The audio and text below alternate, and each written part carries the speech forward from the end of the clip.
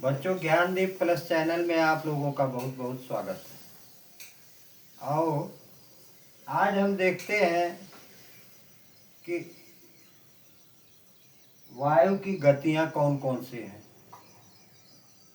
देखो, वायु जिसे पवन कहते हैं, पवन दिशा संबंधी सिद्धांत। अब पवन की क्या क्या दिशाएं हैं ये हम आप लोगों को बताते हैं। बच्चों देखो, निम्न वायुदाब तथा उच्च वायुदाब के विषय में हम जान चुके हैं। गर्म वायु वाले क्षेत्र में चलने में गहरा संबंध होता है। क्षेत्र में निम्न दाब तथा ठंडे वायु वाले क्षेत्र में उच्च वायुदाब पाया जाता है। वायु और हवा के चलने से में गहरा संबंध होता है। वायु सदैव उच्च वायुदाब क्षेत्र से निम्न वायुदाब क्षेत्र की ओर चलती है। पृथ्वी के धरातल के निकट वायु की इस क्षैतिज गति को हवा या पवन कहते हैं। अब पवन की दिशा संबंधी सिद्धांत। पवन की दिशा संबंधी सिद्धांत के बारे में हम जानते हैं। पवन की क्या क्या दिशाएं हैं। देखो, धरातल पर चलने वाली पवनों हवाओं की दिशा वायुदाब में अंतर और पृथ्वी की घूर्णन गति द्वारा निर्धारित होती है। पृथ्वी के अपनी धुरी पर पश्चिम से पूरब घूमने के कारण ही पवनों की दिशा की विक्षेप अर्थात मुड़ना हो जाता है। पवनों की दिशा में परिवर्तन लाने वाले इस बल को विक्षेप बल कहते हैं। क्या कहते हैं? विक्षेप बल। इसे विक्षेप बल कहा जाता है। बच्चों देखो, इसे कोरियालिस बल भी कहते हैं। क्या कहते हैं? कोरियालिस बल। वायु के अपने मार्ग से विचलित होने की प्रक्रिया को विक्षेपण कहा जाता है। इस विक्षेपण बल के कारण उत्तरी गोलार्ध में सभी पवनें अपनी दिशा से दाहिनी पश्चिम ओर तथा दक्षिणी गोलार्ध में बाईं पश्चिम की ओर मुड़ जाती हैं। इसी आधार पर फेरल नामक विद्वान ने पवन की दिशा संबंधी अपने मत का प्रतिपादन किया है। किसने किया है? फेरल नामक विद्वान ने इसका प्रतिपादन किया है। ये याद रखने वाली चीजें हैं। बच्चों, जहाँ से भी इस चैनल को देख रहे हैं, लाइक सब्सक्राइब कर जरूर कीजिए और अपने मित्रों को भी इसका लाभ लेने के लिए सब्सक्राइब करवाइए। बच्चों देखो, आगे हम देखते हैं कि पवन के प्रकार किस स्थान विशेष से चलने वाली विशिष्ट हवाओं को स्थानीय पवन कहते हैं।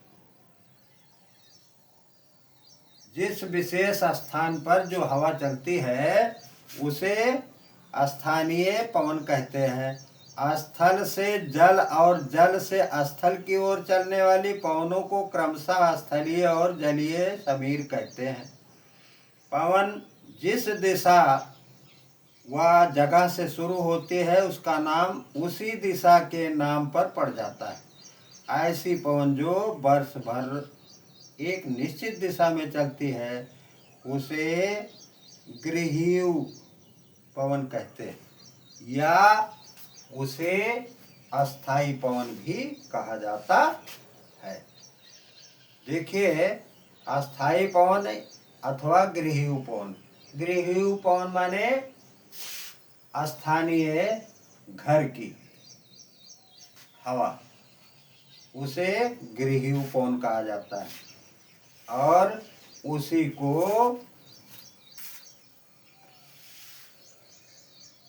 अस्थाई पवन कहते हैं।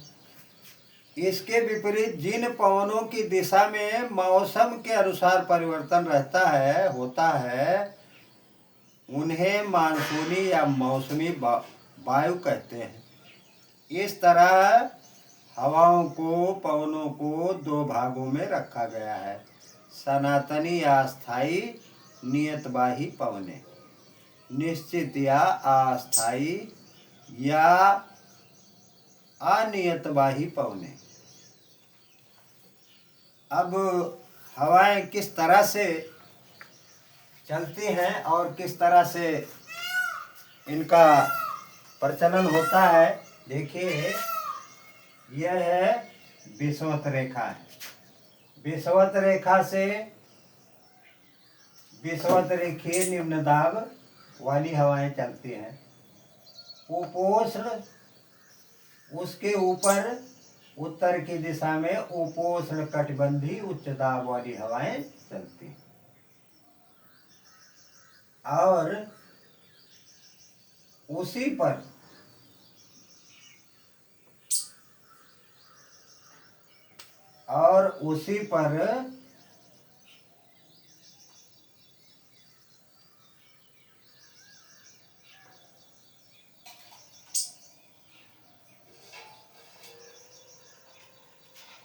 पर देखो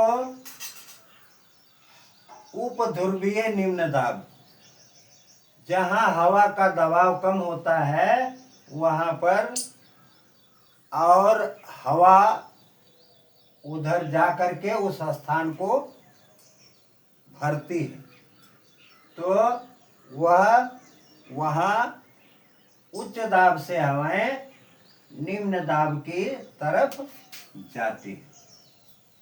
इसलिए विषुवत रेखा से उत्तर की तरफ यानी दाहिनी तरफ वह हवाएं चलती हैं। उसके बाद आइए विषुवत रेखा से जहां निम्न दाब है उसके नीचे उपोष्ण कटिबंधीय उच्च दाब वाली हवाएं चलती हैं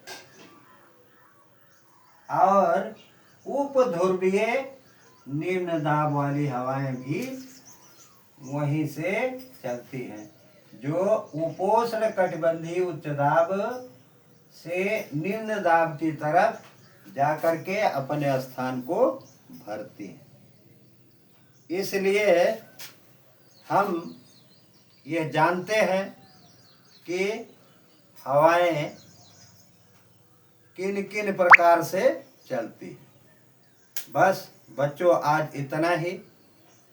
इसके बारे में 2 शब्द जरूर लिखो, कमेंट बॉक्स खाली ही रहता है। धन्यवाद।